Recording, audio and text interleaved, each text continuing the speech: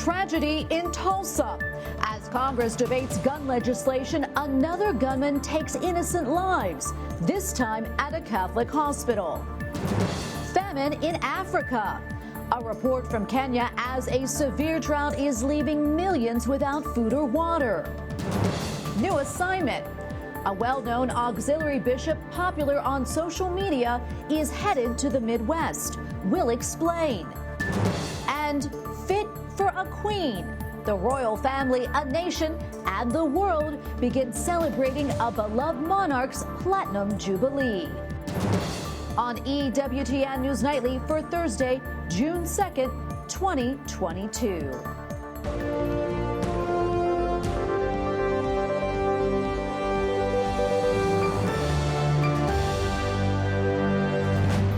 Thank you so much for being with us tonight. I'm Tracy Sable.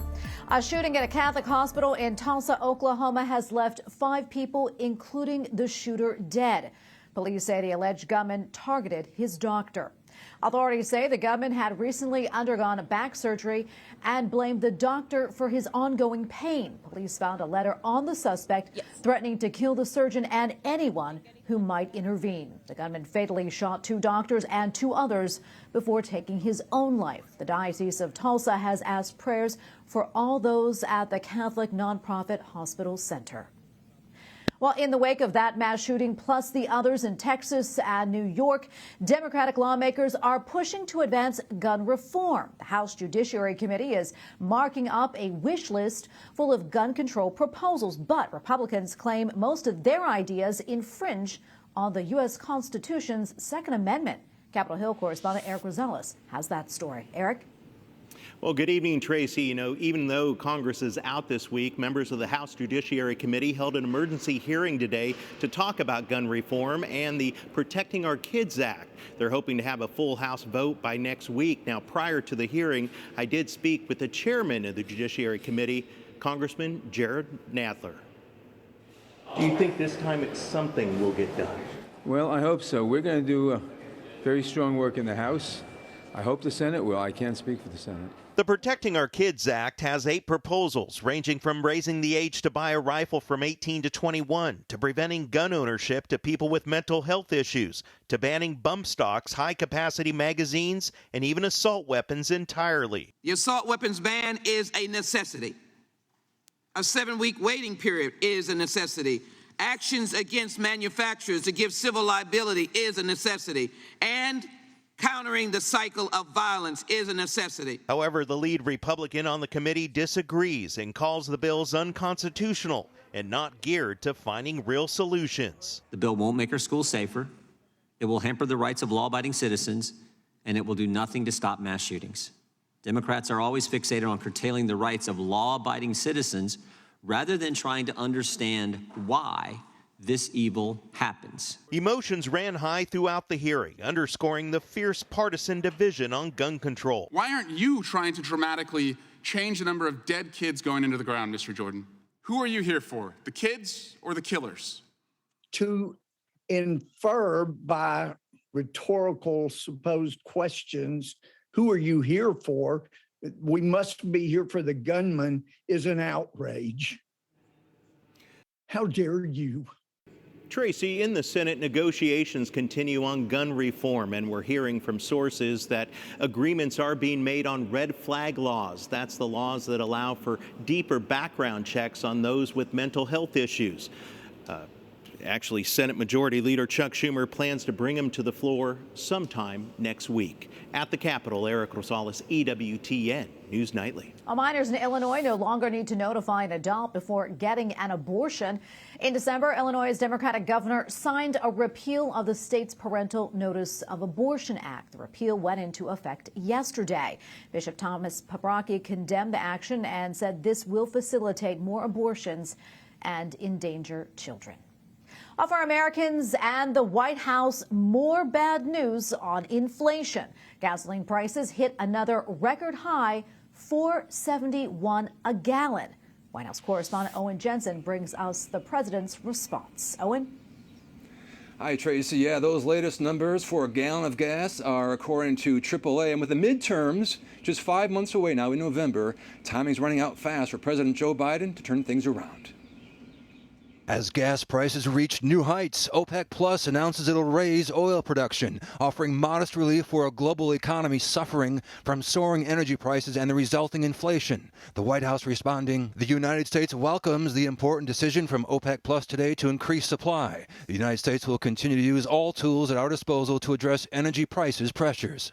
Just yesterday, President Joe Biden was asked about the increasing pain at the pump. He blamed the war in Ukraine. There's a lot going on right now, but the idea we're going to be able to, click a switch, bring down the cost of gasoline is not likely in the near term, nor is it with regard to food. But the American Petroleum Institute writing, for months, the White House has looked everywhere for answers on higher fuel prices, mostly propelled by global oil demand growth outpacing supply growth, instead of the obvious answer to be found in continued growth in American oil and natural gas production. Also today, President Biden met with NATO Secretary General Jens Stoltenberg, and later outside the West Wing, I asked, do you believe Pope Francis could help mediate an end to the war in Ukraine? I'll not speculate about that. I think the main thing we need to say is that we support Ukraine. And in the press briefing room today, the White House COVID-19 response coordinator discussing the upcoming summer and fall months. We see cases rising, nearly 100,000 cases a day. And yet we're still seeing death numbers that are substantially about 90% lower than where they were when the president first took office.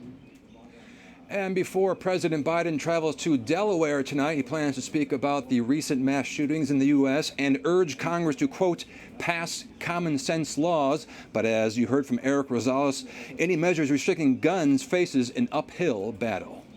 At the White House, Owen Jensen, EWTN News Nightly. Pope Francis is not changing his itinerary for next month's visit to Canada. A request to add stops was declined due to the pontiff's bad knee. The 85-year-old Holy Father is expected to apologize to Indigenous peoples in person for abuses in church-run state schools.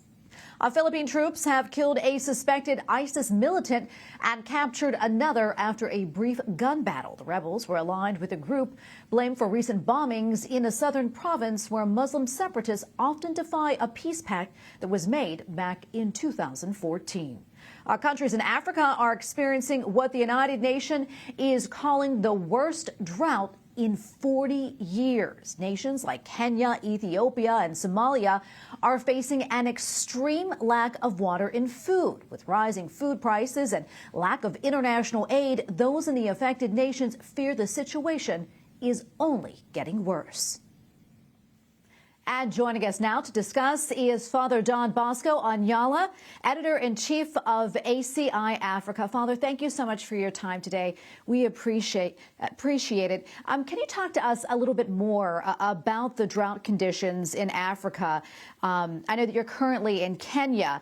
Can you share with us, what is happening there? Thank you, Tracy, for having me.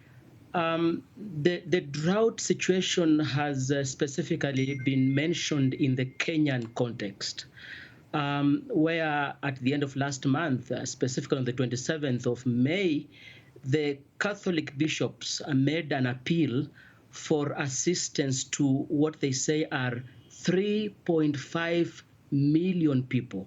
And they're talking about 10 of the 47 Kenyan counties, which cover some 14 Catholic dioceses.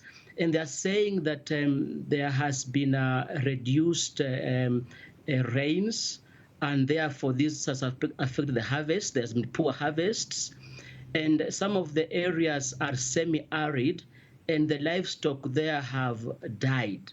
So the bishops are appealing for some $2.8 million, which would go into cash transfers, water and sanitation, and some agricultural input to help livestock and human beings, and specifically to save lives of the people of God in those 14 Catholic dioceses in Kenya. And Father Don, if people watching this, if they would like to help, do you know how they can do so? Is there a website that they can get on or anything like that? So the Kenya Conference of Catholic Bishops, KCCB, has a website. And indeed, there they have given contacts and ways of transferring funds. They are interested in funds, that's financial, but also in kind. And the appeal has gone to people and entities that can help. And Father Don, something else I want to talk about, something very concerning. As you know, last week, 2 more priests in Nigeria were kidnapped in the Diocese of Sokoto. Do you have any updates on that situation? What more do you know? Yeah, this was on the 25th of May, where the St. Patrick's Catholic Parish of Sokoto Diocese was attacked. And it's about Father Stephen Ojapa and Father Oliver Okpara, who were in the house alongside 2 boys. The 4 were kidnapped, and up to date, there is not any updates about their whereabouts. And this is just one of the series of attacks that seem to be targeting the Christians, the clergy, and sometimes the laity. And the bishops in the country have raised concerns about this. In this particular diocese and area, that's where a Christian student was stoned and her body burned, a situation that provoked an uproar internationally. So very concerning. Father Don, we're running out of time, but I do want to ask you about something on a positive note. I understand Pope Francis is planning a trip to Africa in July. Can you tell us about that and the countries he's planning to visit? Yes, the Holy Father has scheduled a 2-nation visit. First, to the Democratic Republic of Congo, where he is set to visit 2 cities, the capital city, Kinshasa, but also Goma in the North Kivu province, which is the capital of the east part of the country. And then the Holy Father will go to South Sudan alongside the Anglican Archbishop Justin Welby. It's an ecumenical visit that is going to take place in the capital of South Sudan in Juba. Well, Father Don, thank you so much for taking the time to speak with us. It's always a pleasure. Coming up, new questions about the church in Germany. Plus, the Holy Father gives a new assignment to an influential Catholic auxiliary bishop.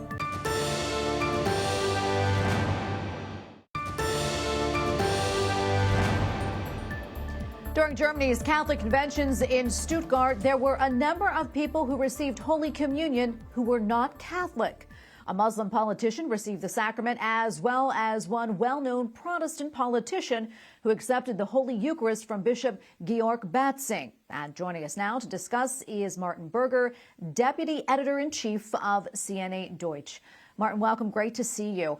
Let's talk a little bit more about this. Do you know how and why this happened? And also, will there be any recourse? Yeah, this happened at a 5-day Catholic convention in Germany. That's one of the big celebrations organized by the lay Catholics every 2 or 4 years. And at one of the masses, Bishop Batzing, who is the head of the German Bishops' Conference, he gave communion to a leading politician for many years who is now organizing the Protestant equivalent to that Catholic convention that happens next year. And he went up and received communion. And that might look innocent enough, but then the press secretary of the Bishops' Conference later confirmed that the politician had previously, before the Mass, talked with the bishop, and they had agreed that he would walk up and receive communion. There was another case a few days earlier at the same convention, but a different bishop. And that was a female Muslim politician who walked up and received communion there as well. She was less well known and less high profile than the other one, though.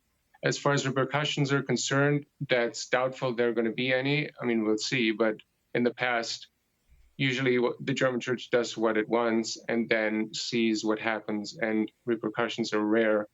If you look back at 2018, there was a document published or approved by the German bishops that would that non-Catholic spouses of Catholics could receive Holy Communion at Catholic Mass under certain circumstances. And just a few bishops complained to the Vatican about this. The Vatican said the document is not ready for publication. And what the German Bishops' Conference did in turn was to publish the document not as an official document, but only as an orientation text. And that was the end of the story. So it's likely that this will just be similar, and it happened and nothing will happen afterwards. Martin, I'm curious, what have the faithful said about this, if anything? Do you know? Yeah, it's very little reaction. This was not covered in the big Catholic media that's connected to the bishops in any way. CNA Deutsch has reported about it in several other faithful Catholic outlets in Germany, but other than that, there was not much to hear about it. So the reaction from the faithful has been very limited. You know, and there was something else that happened at the multi-day event that sort of raised some eyebrows. Apparently, the organizers of the German March for Life, they were barred from having a stall at the event. What do you know about that? Yeah, it's interesting. They apparently had been there in past years for different conventions that happened previously. But this year, the organizers said they're not explicitly Christian or not Christian enough or something like that. So they weren't allowed to have a booth there, even though, you know, every year for the March for Life, several bishops attend, several bishops send like a letter of greeting or whatever that's read then at the rally stage. So it's really an absurd claim that they are not Christian. And Martin, we have probably a little less than a minute or so left. I know there's a lot going on in Germany right now. What specifically are you following? Well, we have the synodal path is always an issue. So we had the meeting in the spring, basically, and now there's another one going to be in September. We shall see what happens there. There's several texts that will be up for a final vote. And then the question of homosexuality is always there. The question of female ordination, all those things are going to come up again. We just now had a bishop, the Bishop of Augsburg, who said, actually, at the synodal way, there is not really a debate. You just hear individual short statements. And he also said there's no real synodality where you actually sit down and listen and debate and think about it and then come to a spiritual decision about things. It's just, you know, pushed through because it's such immense time constraint.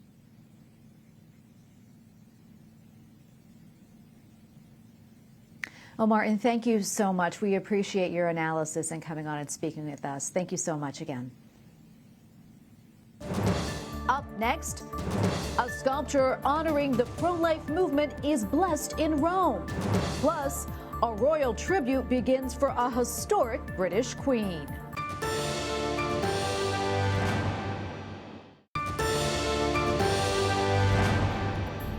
Pope Francis has appointed Bishop Robert Barron to lead the Diocese of Winona-Rochester in Minnesota. Bishop Barron is recognized for his social media presence and videos on topics of church, faith, and prayer. He has been an auxiliary in the Archdiocese of Los Angeles. The bishop says his Word on Fire organization will continue as he moves to Minnesota. His installation is set for July 29th. A new statue inside of a church in Rome is dedicated to the pro-life movement. The bronze sculpture is called Life Monument, created by Canadian artist Timothy Schmalz. It depicts a Madonna with an unborn child and is intended to celebrate life through beauty. The statue was blessed at a mass last weekend. Andreas Thonhauser, EWTN Vatican Bureau Chief, has more. We're here in Rome in Via Conciliazione, right next to St. Peter's Square, and with me is Timothy Schmalz, a Canadian artist whose sculpture is actually right behind us on St. Peter's Square, which was installed a couple of years back, a sculpture representing refugees, and it's here on St. Peter's Square, as there is another sculpture that just has been blessed here in the Eternal City. Mr. Schmalz, maybe you can tell us a little bit more about this recent sculpture of yours that has been installed here in Rome. Well, thank you. It's a sculpture called Monument to Life, and it is actually the first pro-life sculpture to be installed in Rome. And what it is it's a very subtle message, a very discreet message, but very powerful. It's a Madonna and child with the child still in the womb. And it's a cast bronze sculpture, but in the inside where the womb of the Mary is, it's mirrored steel. So it kind of becomes like a nimbus or a halo that surrounds the infant Jesus, the fetus of Jesus still in the womb. Now, in the US right now, all eyes are fixed on the Supreme Court about a pro-life issue, about the laws of the land on the issue of life, on the right to life. What contribution can art make on this issue? Well, I think artwork can make a very discreet and kind of a silent protest or a silent celebration. Artwork has the power of kind of putting kind of a visual ambassador in our culture of what needs to be represented. And I think about, as I sculpted it, I thought about the idea of how many pro-life, how many life-affirming, how many pregnant women sculptures and art pieces do you see? Not very many. Well, this one is an absolute celebration. I think right now it's providential, because it took me 2 years to make it. It's providential that is just installed and blessed right now in Rome. Why do you think is that right to life even disputed today? Why is it so hard to understand? You're traveling the world, and I guess around the globe, really, there are many people who are questioning this right to life. Yeah, I find it interesting. On my flight over here from Canada, I thought about Pope Francis, about how he said that if life is, I'm paraphrasing, if life is inconvenient, you just do not hire a hitman to kill a person. And then you have Elon Musk as well, who admonishes everyone saying we need more humans. We're running out. And it's interesting that another person that comes into my mind is Pope John Paul II, who blessed my Holy Family sculpture years ago. And I remember one of the comments he made is that we are in a culture of death. And that really stuck with me throughout all of these years. And I think that oftentimes death is easier than life. Life is hard. Raising kids is hard. Taking responsibilities are hard. Having that positive attitude and that positive spirit sometimes is very difficult.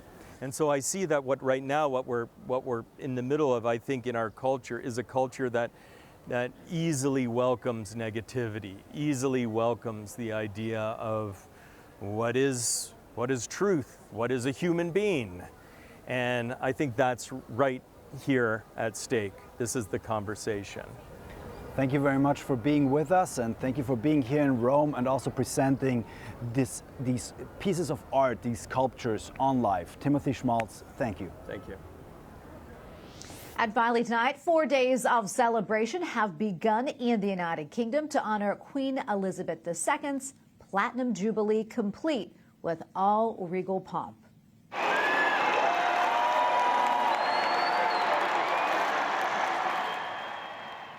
A hearty cheer greeted the 96-year-old monarch as she stepped onto the Buckingham Palace balcony, accompanied by members of the royal family. The ceremonies included Trooping the Color, a military parade tradition that dates to the 17th century. Then a flyover of 70 military aircraft, one for each year of her reign.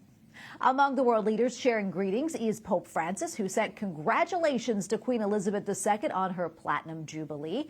In part, the Pope's greeting reads, quote, "I send cordial greetings and good wishes, together with the renewed assurance of my prayers that Almighty God will bestow upon you, the members of the royal family, and all the people of the nation, blessings of unity, prosperity, and peace." Pope Francis welcomed the Queen during her visit to the Vatican back in 2014. Catholics in England and Wales will offer prayers at Mass this weekend in honor of the Queen's Platinum Jubilee. An intercession during prayers of the faithful says, "We pray for Elizabeth, our Queen. May she continue to know the steadfast love of God and serve her people faithfully." An additional prayer will be included before the final blessing, asking that Queen Elizabeth II will be imbued with heavenly grace. And we thank you for watching tonight. For the entire EWTN News Nightly team, I'm Tracy Sable. Good night and God bless.